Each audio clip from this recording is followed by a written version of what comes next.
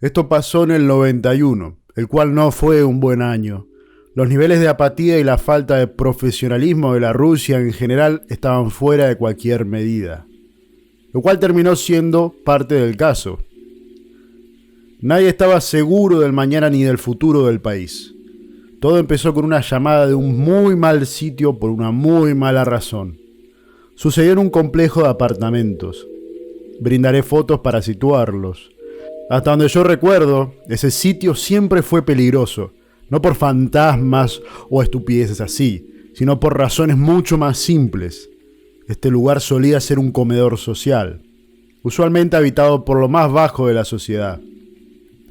Robos, apuñalamientos, asesinatos, todo pasaba allí con regularidad.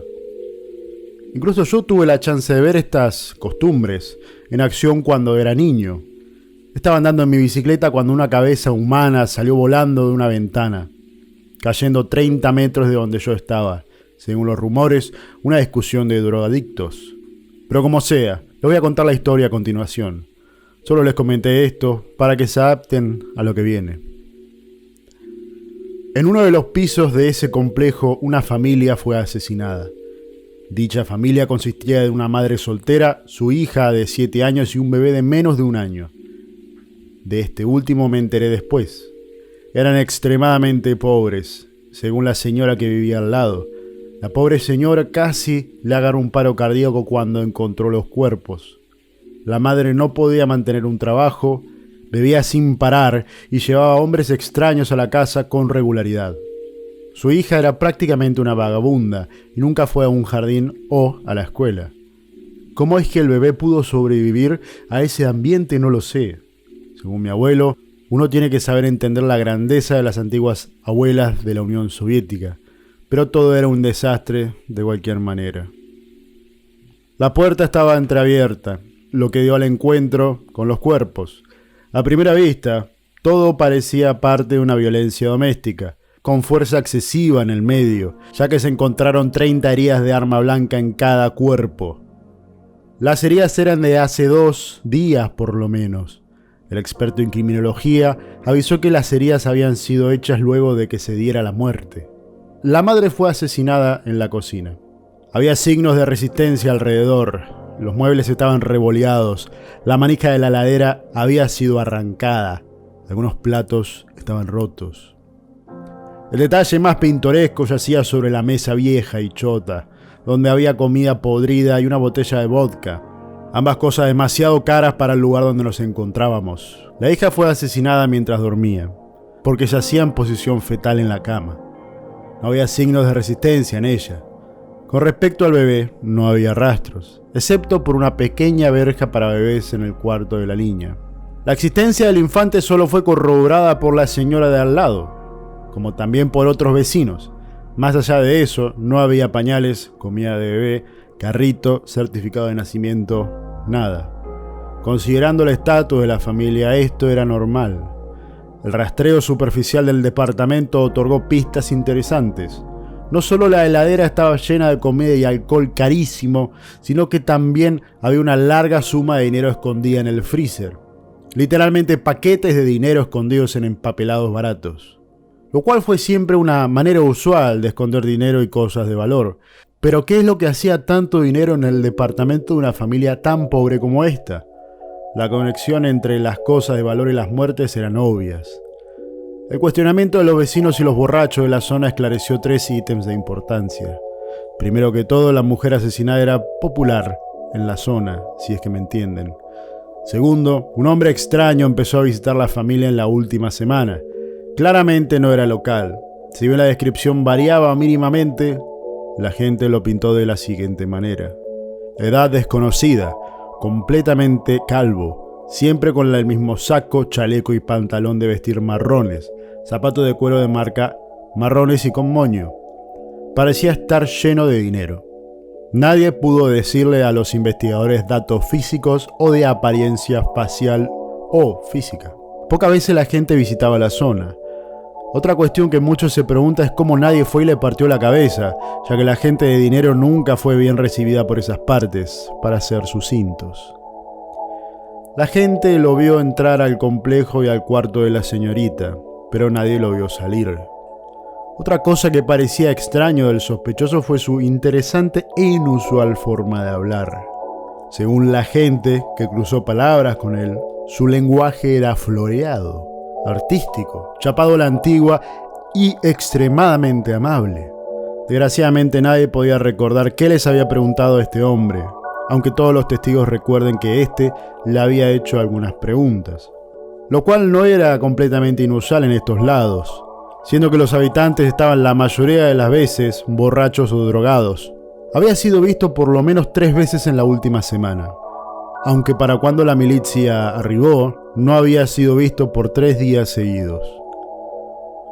Para terminar, una pequeña pieza de información. Desde el momento en el que la persona empezó a caer a lo de la chica, la víctima dejó de tener visitantes en su casa. Y por primera vez en mucho tiempo había silencio saliendo del lugar. No había griteríos, golpeteos, ni bebés llorando. La existencia del infante fue corroborada por muchos testigos, pero nadie recuerda que la chica muerta estuviese embarazada.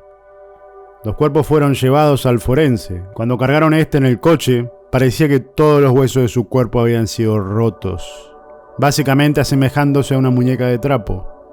Una búsqueda en profundidad del departamento no ofreció nada adicional. No había una entrada forzada, no había trazos de sangre excepto por los de la víctima. La botella de vodka y los vasos en la mesa fueron analizados para ver si había huellas digitales, pero solo se encontraron huellas de la víctima. El pomo de la puerta tenía una gran variedad de dedos, con los que los expertos se cansaron de investigar comparándolos con la database existente. La mayoría de las huellas dactilares pertenecían a sabandijas del lugar que no la habían visto hacía semanas. Lo que dijo el forense fue mucho más interesante. La autopsia reveló que todos los huesos del cuerpo, exceptuando el cráneo y las vértebras cervicales, estaban extremadamente debilitados, básicamente derrumbados por vaya a saber qué. No estaban exactamente rotos por un golpe, no había trazo de ningún daño en los cuerpos en sí, ya que esto dejaría marcas imposibles de pasar desapercibido en el cuerpo. El daño realizado a los huesos le recordaba a la milicia los efectos del ácido fluorhídrico concentrado. Pero había 2 grandes problemas con esta teoría. Primero es que el ácido en tal concentración deja quemaduras químicas extremadamente severas. Considerando las lesiones, ambos deberían haber tomado un baño de ácido para que se dé este efecto, pero obviamente esto no había pasado.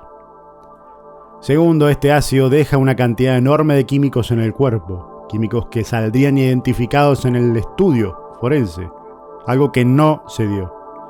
La única rareza en todo esto fue que los huesos tenían un crítico déficit de calcio.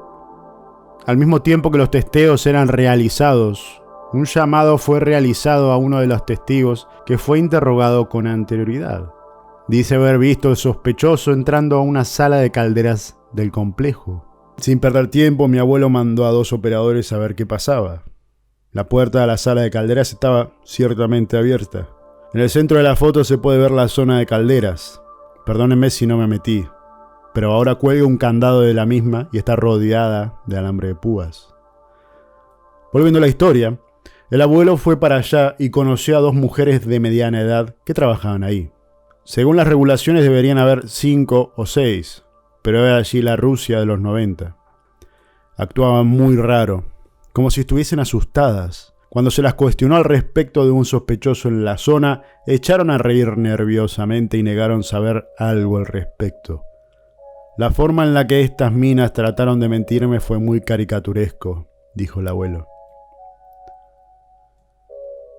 En ese momento no le importó mucho. Solo dejó a uno de los operadores para que eche un ojo a toda la cuestión. El otro subordinado se fue con él para peinar la zona con un poco más de efectividad. Como pueden ver, el edificio estaba hecho mierda, lleno de humedad, óxido. 1 de cada 10 lámparas andaba, para que se den una idea. En una de las esquinas del edificio, uno de esos sitios que se nota no habían visitado hace años, se encontró una camperita de bebé entre medio de conductos y tubos que salían y entraban de la sala de calderas. Luego de ver eso, el abuelo y el subordinado buscaron ansiosos por cualquier pista. Vieron por debajo de cada una de las tuberías que salían y entraban, pero no encontraron nada. Inclusive el experto en criminalística, que llegó un poco más tarde, se fue con las manos vacías. Ni siquiera huellas digitales o ningún tipo de impresión alguna. La chaquetita de bebé no tenía rastros de sangre, más bien no tenía ningún tipo de rastro alguno. Estaba en tales condiciones que parecía recién lavada. Las dos mujeres fueron llamadas para ser cuestionadas al respecto. Una de ellas comentaba una y otra vez que no había visto ni escuchado absolutamente nada, y la otra había literalmente desaparecido luego de la primera vez que la cruzamos. Según el borracho melancólico que tenía como marido, se fue de la casa sin ni siquiera empacar ninguna de sus cosas. A pesar de las numerosas preguntas de la milicia hechas por sobre su marido y su colega de trabajo, a pesar de chequear cualquier tipo de conexión, nada dio resultado. Sus huellas digitales se compararon con aquellas que habían en el piso franco de la víctima, pero obviamente no se dio ningún resultado. Es en este punto que el caso se para en seco, dado que no había nada más que escarbar. Un mes más tarde, se recibió un llamado del mismo complejo de departamentos, de parte de la misma señora que encontró los cuerpos. Según ella, escuchó sollozos que venían del ahora tapiado departamento donde los asesinatos habían ocurrido. Un grupo investigativo respondió a la llamada. Mi abuelo me contó que el surrealismo de toda la situación era físicamente palpable. La puerta sellada del departamento muerto no tenía ningún tipo de signo de entrada forzada. Mi abuelo escuchó un lloriqueo de bebé viniendo desde adentro. Les tomó media hora meterse, y ciertamente se encontró un niño ahí. Lo único diferente era que no tenía ojos. No había sangre ni nada. Le faltaban los ojos nada más. Luego se supo que sus ojos habían sido quirúrgicamente removidos de sus cuencas. Una pequeña capa de piel rosada estaba a cambio de donde se deberían encontrar los ojos. No había forma de conseguir este tipo de resultados sin un procedimiento de cirugía plástica. Si le da curiosidad saber qué pasó con él, lo enviaron a un hospital para niños y luego a un orfanato para infantes. No supe nada más de él. Seguramente vivió una vida muy desafortunada, pero obviamente tengo la misma intriga que vosotros. La teoría de mi abuelo era la siguiente. El infante básicamente fue concebido entre la madre alcohólica y ese tipo que vestía el saco, el chaleco y el pantalón de vestir. Pero algo salió mal, y esto llevó a matar a la madre y a su hija. El método de asesinato era mucho menos claro. Podemos suponer que las heridas de arma blanca fueron hechas para llevar la investigación por un mal camino, para quizás disuadir la entrada real de aquel líquido que disolvía huesos. Habiendo dicho esto, hay muchas preguntas imposibles de responder. Todavía nadie sabe qué químico podía llegar a hacer esto que hizo en el cuerpo humano. Tampoco tenía el más mínimo sentido esa extraordinaria cantidad de dinero. Solo una mujer que se había destruido el cerebro con la bebida podía pensar que el dinero no sería encontrado donde fue encontrado últimamente. Hay muchos hechos, pero pocos hilos que lo conecten. Por cierto, una de las chicas de la caldera, la que no apareció más, efectivamente siguió sin aparecer. Mi abuelo de vez en cuando trata de encontrar información de ella, pero nunca más se supo nada de la chica.